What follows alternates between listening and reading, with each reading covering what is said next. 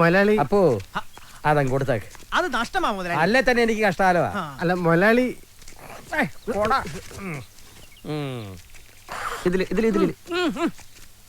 എന്നാടാ വണ്ടായി കാണിക്കുന്നത്? ഈ കണ്ട പറമ്പ് മുഴുവൻ കിടക്കുമ്പോ ആരെയും തുപ്പി ആ തുപ്പല് കോളാമ്പി സൂക്ഷിക്കുവോ? അതിപ്പോ മുതലാളിയുടെ ഐഡിയ എന്താണെന്ന് എനിക്ക് അറിയില്ലല്ലോ. 10-12 വർഷം കൊടയും പിടിച്ച് കോളാമ്പിയും തൂക്കി എന്റെ പുറകെ തൂങ്ങിയിട്ടും എന്റെ ഐഡിയ നിനക്ക് ഇതുവരെ മനസ്സിലായില്ലല്ലോ.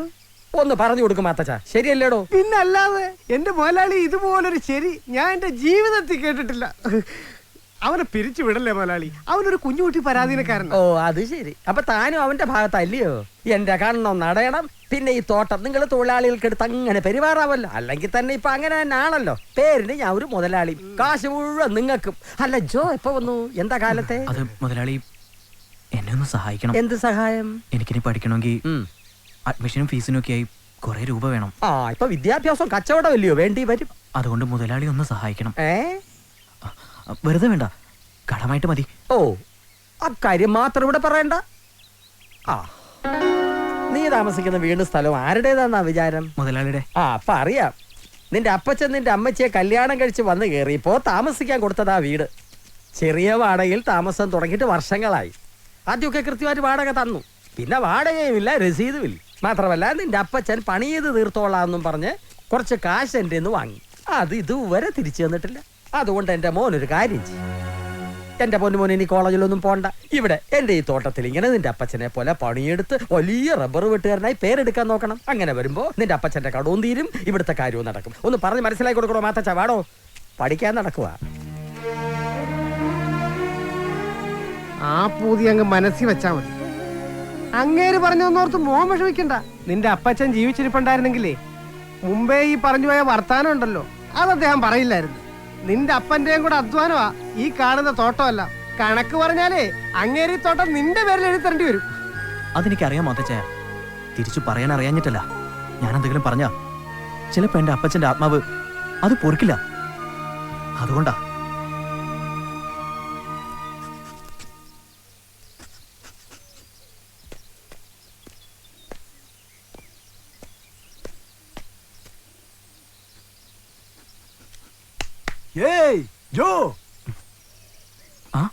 സാറോ?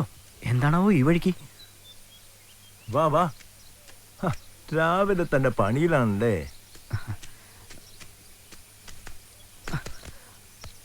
നീ ഇപ്പൊ എന്താ കോളേജിലൊന്നും പോകുന്നില്ലേ? പോണെന്നുണ്ട്, പക്ഷെ അതിന് കോളേജിലൊക്കെ അഡ്മിഷൻ കിട്ടിയിട്ട് ആരെങ്കിലും പോവാതിരിക്കടോ? ആഗ്രഹമില്ലാഞ്ഞിട്ടല്ല സാർ. നിന്റെ വിഷമം എനിക്ക് മനസ്സിലാവുന്നുണ്ട്. ഞാനൊന്ന് നോക്കട്ടെ.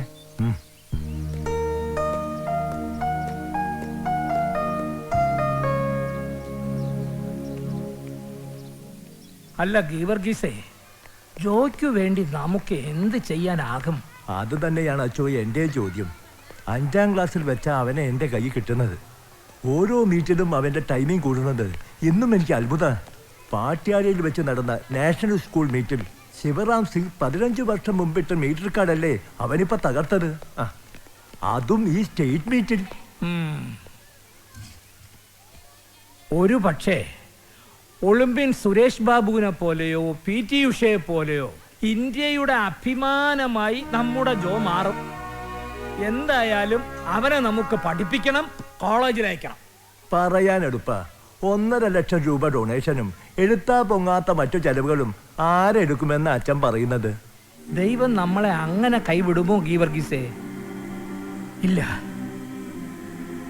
അവനു വേണ്ടി എവിടെയോ ഒരു വാതിൽ തുറന്നു കിടപ്പുണ്ട്.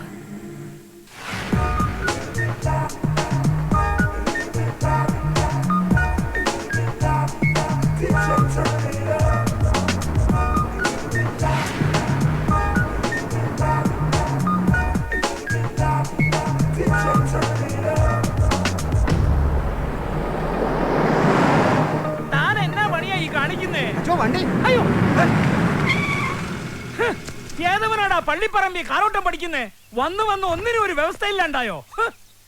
ഇതങ്ങനെ വിടാൻ പറ്റത്തില്ലല്ലോ. ഇറങ്ങി വാടാ സാത്താനെ. നിന്നെ കൊണ്ടൊരു മാപ്പ് മെഴുതിരി കത്തിച്ചിട്ടേ ഞാൻ വിടത്തുള്ളൂ. ഇവിടെ ഞാൻ കത്തിച്ച മാപ്പ് മെഴുതിരി ഒന്നും പാഴായി പോയിട്ടില്ല അച്ചോ. ഇനി എത്ര വേണേലും കത്തിക്കാൻ എനിക്ക് സന്തോഷമേ ഉള്ളൂ. കർത്താവേ, ഇതെന്നാ അതിശയമാ! നീ എന്നാ വരുന്നതെന്നൊന്ന് ഫോൺ ചെയ്യാൻ മേലായിരുന്നോ? അത് പണ്ട് കുർബാനയ്ക്ക് അൾത്താര ഒരുക്കുമ്പോ അച്ഛന്റെ പിന്നിൽ ചെന്ന് കമ്പിപ്പടക്കം പൊട്ടിച്ച് അച്ഛനെ ഞെട്ടിച്ച ശീലം. ഇവിടുത്തെ ശീലങ്ങളൊന്നും മറക്കാൻ പറ്റത്തില്ല അച്ഛോ. ചോട്ടയിലെ ശീലം. പാടാ ചെമ്പാടി, എന്നാ കാര്യങ്ങളാ പറയാനുള്ളത്? തനിക്ക് ഇപ്പോഴൊന്നും ഇങ്ങോട്ട് വരാൻ തോന്നിയത് കർത്താവിന്റെ നിശ്ചയം തന്നെയാ. സ്കൂളിലായിരുന്നപ്പോ ഏറ്റവും മിടുക്കനായ അത്ലറ്റായിരുന്നു നീ. അന്നത്തെ ചുറ്റുപാടിൽ കുടുംബം പോറ്റാനാ നിന്റെ ഗെയിംസിനോടുള്ള ഇഷ്ടമൊക്കെ നീ ഉപേക്ഷിച്ചത്. അതുകൊണ്ട് നിന്റെ കുടുംബം രക്ഷപ്പെട്ടു, നീ സമ്പന്നനായി. നല്ല കാര്യം തന്നെ.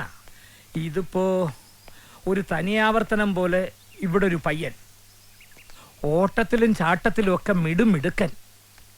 അവൻ ഈ രാജ്യത്തിന് വേണ്ടി ഒളിമ്പിക് മെഡൽ കൊണ്ടുവരുമെന്നുള്ളത് എനിക്കുറപ്പാ. പക്ഷേ ചുറ്റുപാടുകൾ സമ്മതിക്കത്തില്ല. ദാരിദ്ര്യമാ. പഴയ നിന്നെയാ ഞാൻ അവനിൽ കണ്ടത്. നിനക്ക് നടക്കാതെ പോയ ആ സ്വപ്നം അവനിൽ കൂടി സാധിക്കരുതോ? അവനെ നിനക്ക് സ്പോൺസർ ചെയ്യാൻ ഒക്കുമോ? അച്ഛൻ എന്നതായി പറയുന്നേ? ചെയ്യാൻ ഒക്കുമെന്നോ? അങ്ങ് വന്ന് ചെയ്യടാ തമ്മാടി നല്ലയോ പറയണ്ടേ? നമ്മള് ചെയ്യുവച്ചോ, അവന്റെ സ്വപ്നങ്ങൾ നമ്മൾ നടത്തി കൊടുക്കും. ഞാനൊന്ന് പേടിച്ചുപോയി.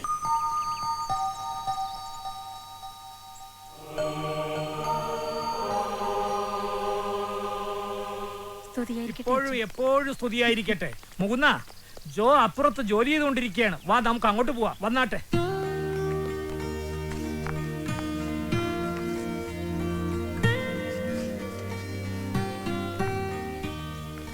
നല്ല അധ്വാനിയാ. നീ ഒന്നിങ്ങ ഇറങ്ങി വന്നേ. നിന്നെ കാണാൻ ഒരാൾ വന്നിട്ടുണ്ട്.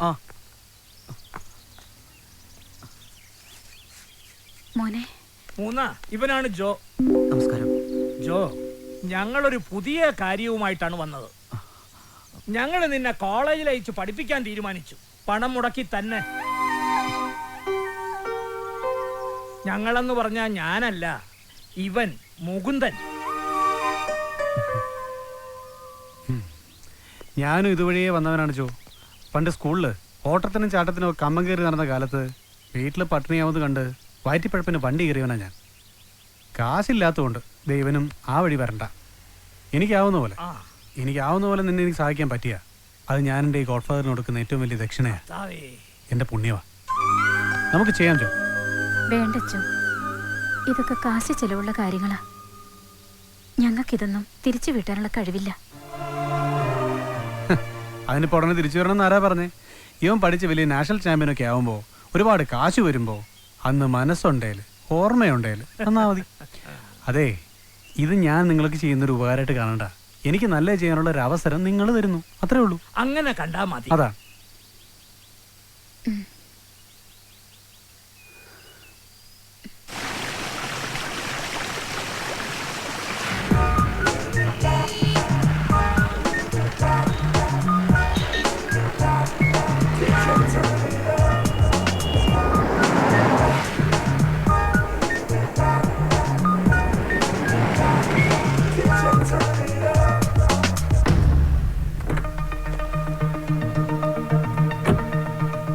നല്ല ക്യാമ്പസ് ആണല്ലോ.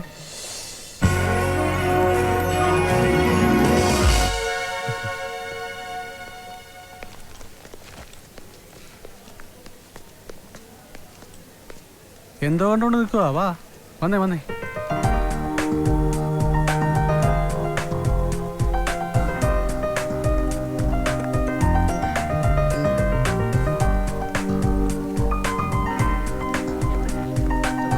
ആ ബ്ലോക്കിലാന്നാ തോന്നുന്നത്. ഈ സ്റ്റൈലൊന്നും ഇവിടെ ചിലവാവില്ല മോനെ. കൊള്ളാലോ അളിയാ. ഇതേതാടാ ഈ പുതിയ അവതാരം?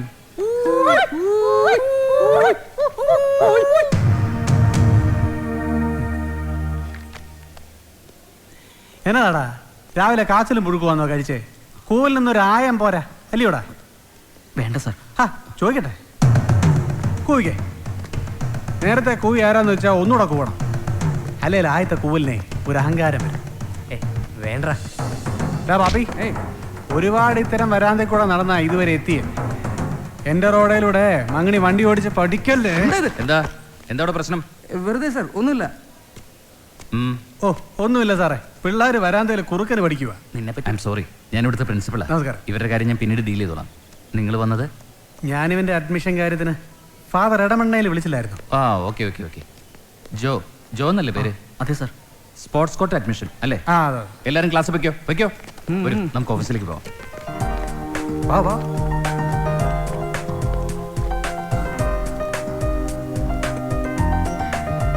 ഇതാണ് നമ്മുടെ ഹോസ്റ്റൽ. ബോർഡ് കണ്ടില്ലേ?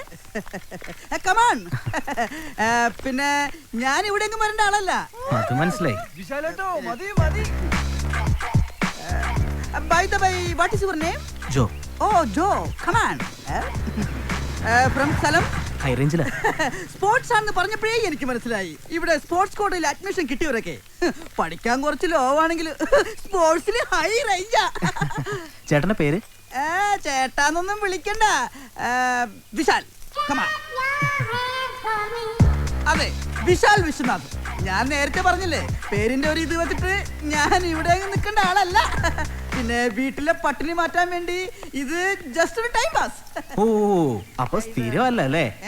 അല്ല, യൂണിഫോം ഇല്ലാത്തോണ്ട് ചോദിച്ചാ. എഴുന്നേറ്റ് പോടെ. താൻ എന്ത് വിട്ടിത്തരോടെ പറഞ്ഞത്? ഇവിടെ എന്താ സ്ഥിരമായിട്ടുള്ളത്? എല്ലാം മിഥ്യയല്ലേ? ഇപ്പൊ തന്നെ താൻ ഇന്നലെ വരെ എവിടെയായിരുന്നു? അത് വീട്ടില്. ആ അപ്പൊ ഇന്നോ? ഇവിടെ. അപ്പൊ തന്നെ മനസ്സിലായില്ലേ, ഒന്നിനും ഒരു സ്ഥിരതയില്ല. ഇന്നലെ ഒന്ന് സംഭവിക്കുന്നു, ഇന്നൊന്ന് സംഭവിക്കുന്നു. ഇതിനെയാണ് പ്രപഞ്ചത്തിന്റെ പ്രകേളിയ എന്ന് പറയുന്നത്. അത് ശരി. എന്താണൊന്നും പഠിക്കാനല്ലേ? ഉണ്ട്, ചീട്ടുകളി പഠിച്ചോണ്ടിരിക്കുക. ഇങ്ങോട്ട് വാ. ഇതാണ് ഈ കോളേജിന്റെ ഏറ്റവും വലിയ പ്രത്യേകത. ഒരു മിനിറ്റ് പോലും നമ്മളെ പിള്ളേര് വെറുതെ ഇരിക്കില്ല, എന്തെങ്കിലുമൊക്കെ പഠിച്ചിട്ടിരിക്കും. ഒരു സബ്ജക്ട് അല്ലെങ്കിൽ മറ്റൊരു സബ്ജക്ട്. ഇത് ബെസ്റ്റ് സബ്ജക്റ്റാ. അപ്പൊ ഇതാണ് മുറി. ഹായ് ഫ്രണ്ട്സ്, എല്ലാവരും നല്ല പണിയിലാണല്ലോ. ഇതാണ് പുതിയ ഫ്രണ്ട്സ്, ജോ. നിങ്ങളുടെ ടീം സ്പോർട്സാ. ഹലോ ജോ. ഹലോ. ഞാൻ ഹരി. ഇത് ദീപു. ഹലോ. ഇത് അനൂപ്. നല്ല പഠിത്തോ. എല്ലാരും അത്ലറ്റ്സ് അല്ലേ? അല്ല, ഞാൻ വോളിയാ. ഓ, ഞാൻ അത്രക്കാ. പാലായിലാ വീട്. ഞാൻ ഇടുക്കിയ. എന്താ ജോയിൻ ചെയ്യാൻ എത്ര വൈകിയത്? അല്ലാതെ. അത്രക്ക് കുറച്ച് പഠിച്ചാ മതിയല്ലോ. പിന്നെ എന്തെങ്കിലും ആവശ്യമുണ്ടെങ്കിൽ ഞാൻ താഴെ ഉണ്ടാവും. ഓക്കെ. ആ ഗൗതം, ഇന്നു മുതൽ നിങ്ങളുടെ മുറിയിൽ ഒരു പുതിയ ആൾ കൂടി ഉണ്ട്, ജോ. എന്തെങ്കിലും ആവശ്യമുണ്ടെങ്കിൽ പറയണം. Okay okay. ഇപ്പൊ വന്നേ ഉള്ളൂ. ആ, ഞങ്ങൾ 4 പേര് മാത്രം റൂമിലുണ്ടായിരുന്നുള്ളൂ. ഒരാൾ കൂടി വരുമ്പോ ഒന്ന് അഡ്ജസ്റ്റ് ചെയ്യേണ്ടി വരും. പ്രശ്നമൊന്നുമില്ലല്ലോ? അയ്യോ അതിനെന്താ, കുഴപ്പമൊന്നുമില്ല. എ ബ്ലോക്കിൽ റൂം ഒഴിവ് വരുമ്പോ അങ്ങോട്ട് മാറാം. വേണമെന്നില്ലെന്നേ. എന്ന സാധനങ്ങളൊക്കെ എടുത്തു വെച്ച് ഡ്രസ് ചേഞ്ച് ചെയ്യും. ഓക്കെ.